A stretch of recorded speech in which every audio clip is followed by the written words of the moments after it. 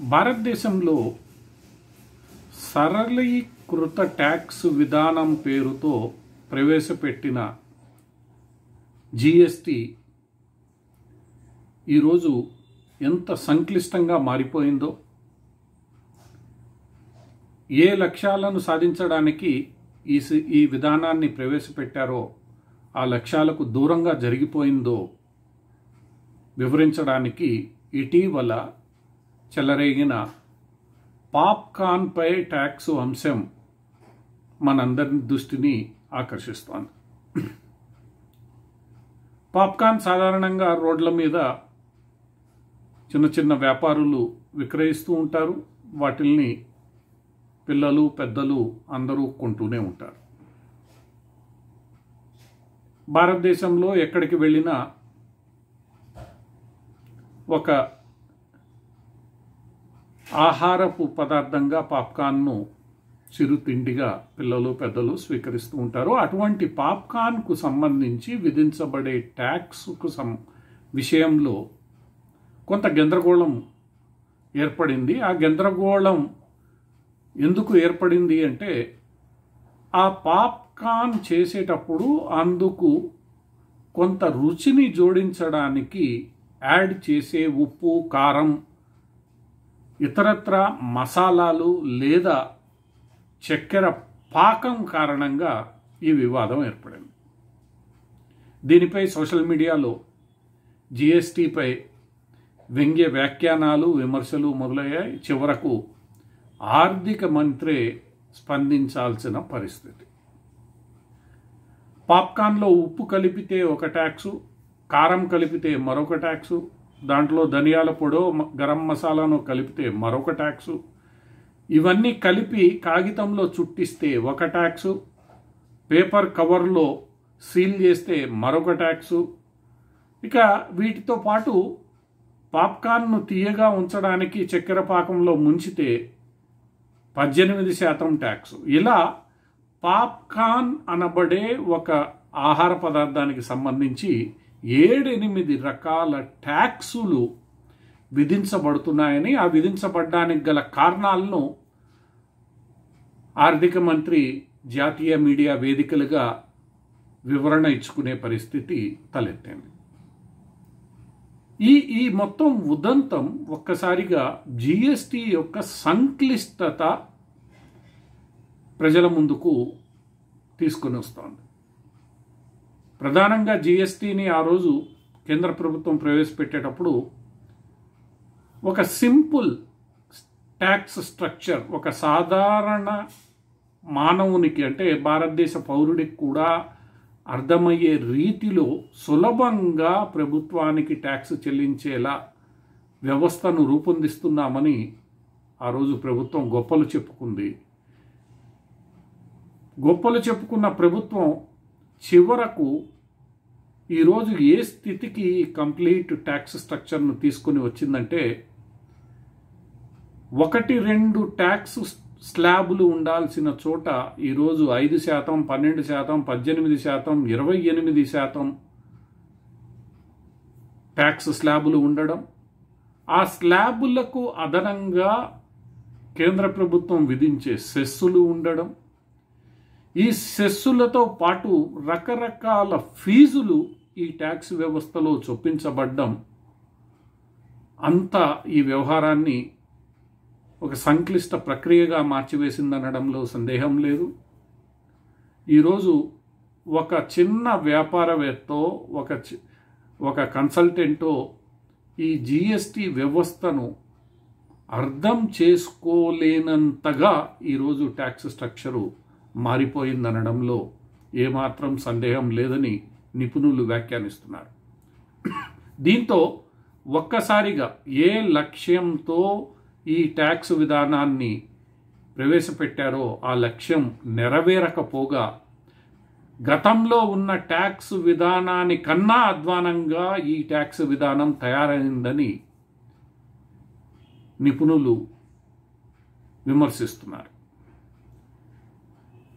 Tax structure సంక్లిష్టంగా ఉండడమే కాకుండా ఈ ట్యాక్స్ విధానాన్ని అనుసరిస్తూ ట్యాక్సును కట్టడానికి కానీ ఇతరత్ర కంప్లయన్స్కి సంబంధించిన అంశాల్లోనూ ఇంత సాంకేతిక పరిజ్ఞానం అభివృద్ధి చెందినప్పటికీ ప్రభుత్వం ఒక సరళీకృతమైన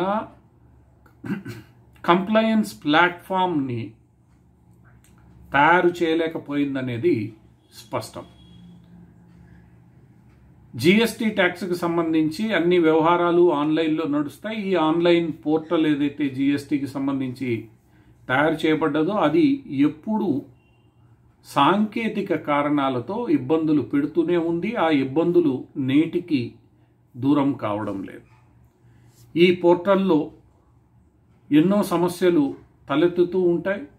చాలా సందర్భాల్లో పోర్టల్ను వినియోగించడానికే వీలు లేని పరిస్థితులు మనం చూస్తూ ఉంటాం. ఇవన్నీ కలగలిపి ఆ సాంకేతిక పరిజ్ఞానాన్ని వినియోగించుకోలేని పరిస్థితుల్లో ఈ వ్యవస్థ తయారైందనే విషయాన్ని మనం అర్థం చేసుకోవచ్చు. ఇక దీనితో పాటు ఒకవైపు సంక్లిష్టమైన ట్యాక్స్ విధానం, మరొక వైపు సరైన సాంకేతిక పరిజ్ఞానాన్ని రూపొందించుకోలేకపోవడంతో ఈ మొత్తం జిఎస్టీకి సంబంధించిన కంప్లయన్స్ కాస్ట్ ఏదైతే ఉందో, కంప్లయన్స్ అంటే ఇక్కడ ఆ ట్యాక్స్ను కట్టడం కానీ, ఆ ట్యాక్స్కి సంబంధించిన రిటర్న్లు ఫైల్ చేయడం కానీ, ఆ ట్యాక్స్కి సంబంధించి ఇతరత్ర కార్యకలాపాలు నిర్వహించుకోవడం అంతా కూడా సంక్లిష్టంగా మారిపోయింది. ఒక చిన్న వాణిజ్యవేత్త, వ్యాపారవేత్త తనకు తాను స్వయంగా నిర్వహించుకోలేని పరిస్థితి ఈరోజు జిఎస్టీలో చూస్తూ ఉన్నాం. ఇక మరొక అంశం ఈ మొత్తం ప్రక్రియను సంక్లిష్టం చేసింది ఇన్పుట్ ట్యాక్స్ క్రెడిట్. ఈ జిఎస్టీలో కొత్తగా ఈ విధానాన్ని ప్రవేశపెట్టడం జరిగింది. ఆ రోజు ఈ విధానం ప్రవేశపెట్టేటప్పుడు ఏదైనా ఒక వస్తువుపై ఒక్కసారి మాత్రమే ట్యాక్సు వసూలు చేయడం జరుగుతుందని, తద్వారా ఆ వస్తువుల యొక్క విలువ, ధర తగ్గుతుందని ప్రభుత్వం గొప్పలు చెప్పుకుంది. సో ఒక్కసారి ట్యాక్స్ వసూలు చేయాలంటే అది తయారు చేసే క్రమంలో ఏదో ఒక్క చోట మాత్రమే ఆ వస్తువు లేదా సేవల యొక్క ట్యాక్స్ను వసూలు చేయాలి. ఆ చైన్లో ఉన్న, అంటే ఆ తయారైన వస్తువు లేదా సర్వీసును చివరిలో వినియోగదారుడికి అందించడానికి ఆ మొత్తం వ్యవస్థలో భాగంగా ఉన్న అంచెలలో ఒకవేళ ట్యాక్స్ కట్టాల్సి వచ్చినా ఆ మొట్టమొదట తయారు చేసిన లేదా రూపొందించిన వ్యక్తి ట్యాక్స్ కట్టినందువల్ల దాని ఆధారంగా వీళ్ళందరికీ ట్యాక్స్ వెనక్కి ఇవ్వాల్సి ఉంటుంది. అది అంత సులభంగా వెనక్కి రావడం లేదు. ట్యాక్స్ కట్టించుకోవడానికి డెడ్ లైన్లు ఉన్నాయి, కానీ ఇన్పుట్ ట్యాక్స్ క్రెడిట్ వెనక్కి రావడానికి ప్రభుత్వం వద్ద ఎలాంటి డెడ్ లైన్లు లేవు.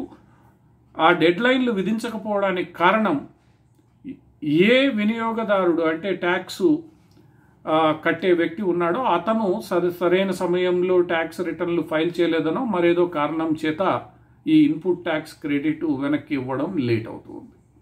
దీంతో ట్యాక్స్కి సంబంధించిన పెద్ద మొత్తాలు ప్రభుత్వం వద్ద ఇరుక్కొని పోతూ ఉన్నాయి. ఇలా ఇరుక్కొని పోవడం వల్ల చిన్న వ్యాపారవేత్తలకు సంబంధించిన పెట్టుబడి ఈ ట్యాక్స్ రూపంలో ప్రభుత్వం వద్ద ఉండిపోతోంది. ఇది ఈ జిఎస్టీ వ్యవహారాన్ని మరింత ఇబ్బందికరంగా మారుస్తూ ఉంది. ఇక జిఎస్టీకి సంబంధించి ఏమైనా సమస్యలు వస్తే ఆ సమస్యల్ని పట్టించుకునే నాదుడే ప్రభుత్వంలో లేడు. ఈరోజు ఏదైనా సమస్యతో అధికారుల దృష్టికి వెళ్తే ఏమవుతుందో మీకు తెలిసిందే. ఇలా ఈ జిఎస్టీ విధానంలో ఉన్న పలు లోపాలు, సంక్లిష్టత, ఇతరత్ర గందరగోళం ఏ స్థాయికి చేరిందనేది ఈరోజు ఈ పాప్కార్న్ ఉదంతం మరోమారు తెర మీదకి తీసుకుని వచ్చింది. ఇంత జరుగుతున్న నిర్మలా సీతారామన్ దీన్ని ఏదో ఒక చిన్న విషయంగా కొట్టిపారేశారు. కానీ ఈ మొత్తం వ్యవహారం వెనక ఉన్న అసలు కారణాలను విశ్లేషించడమో అన్వేషించడమో చేసి వాటిని పరిష్కరించే దిశగా తగిన చర్యలు తీసుకుంటామని చెప్పలేకపోవడమే ఇక్కడ ప్రధానమైన సమస్య. అంటే ప్రభుత్వం ఈ సమస్యలని పరిష్కరించడానికి సిద్ధంగా లేదు. ఒకవేళ చేయాలని ఉన్నా అందుకు చిత్తశుద్ధి లేదనే విషయం ఈరోజు నిర్మలా సీతారామన్ గారి మాటల ద్వారా బయటపడుతోంది. జిఎస్టి మంచి ఉద్దేశాలతో ప్రారంభించబడిన అమలులో మాత్రం పూర్తిగా విఫలమైందనే చెప్పచ్చు. ఇప్పుడు ఈ మొత్తం సంక్లిష్టతకి మరొక అంశం కూడా తోడవుతోంది. అదేమిటంటే రాష్ట్రాలకు ప్రత్యేక పరిస్థితుల్లో ఈ జిఎస్టికి అదనంగా సెస్ విధించుకునే హక్కు కల్పించబడింది. ముందుగా కేరళలో సంభవించిన విపత్తుల కారణంగా కేరళకు ఈ వెసులుబాటు ఇచ్చారు. దీంతో ఈరోజు ప్రతి రాష్ట్రం కూడా తమకు వెసులుబాటు కల్పించాలని కోరుతోంది. త్వరలోనే కేంద్ర ప్రభుత్వం కూడా ఈ రాష్ట్రాల డిమాండ్కు తలొగ్గే అవకాశం ఉంది. ఎందుకంటే ఒకసారి ఒక అడుగు ముందుకు పడితే ఇంకా అందరూ ఆ దిశగా ప్రయాణిస్తారు కాబట్టి. దీంతో అసలే సంక్లిష్టంగా ఉన్న జిఎస్టి కంప్లయన్స్ కాస్టు విపరీతంగా ఉన్న వేళ ఈ సెస్సులు అదనంగా చేరి దీన్ని మొత్తాన్ని ఇంకాస్త గందరగోళం చేసి నిపుణుల సహాయం లేకుండా ఒక సాధారణ చిన్న వ్యాపారస్తుడు ఈ మొత్తం వ్యవహారాన్ని నడిపించడం అసాధ్యమైన పనిగా పరిగణించే అవకాశం ఉంది. ఒకవేళ అదే జరిగితే ఈరోజు జిఎస్టిపై ఉన్న నమ్మకం ప్రజల్లో కోల్పోయే అవకాశం ఉంది. జిఎస్టి మంచి చేస్తున్న దాని మీద ఏర్పడిన అపనమ్మకం కారణంగా జిఎస్టి వ్యవస్థ పైననే విశ్వాసం కోల్పోయే అధికారం ఉంది. ఆ మొత్తం వ్యవహారంపై విశ్వాసం కోల్పోయే స్థితి రాకుండా చూసుకోవాల్సిన బాధ్యత కేంద్ర ప్రభుత్వంపై ఖచ్చితంగా ఉంది. ఇప్పుడేకైనా ఇదేదో పాప్కార్న్ వ్యవహారాన్ని వ్యంగ్యంగానో హాస్యంగానో తీసి పారేయకుండా ఈ మొత్తం వ్యవహారంలో ఉన్న లోపాలను సంక్లిష్టతను కేంద్ర ప్రభుత్వం పట్టించుకొని సరిచేసినప్పుడే దీని యొక్క ఫలాలు అందరికీ అందుతాయి. దీనిపై ప్రజలలో విశ్వాసం నమ్మకం పెరుగుతుంది. అప్పుడు సహజంగానే ట్యాక్స్ కంప్లయన్స్ కూడా పెరుగుతుంది, ప్రభుత్వానికి ఆదాయం పెరుగుతుంది. లేదంటే ఇవన్నీ కూడా నెరవేరని లక్ష్యాలుగానే మిగిలిపోయే అవకాశం లేకపోలేదు.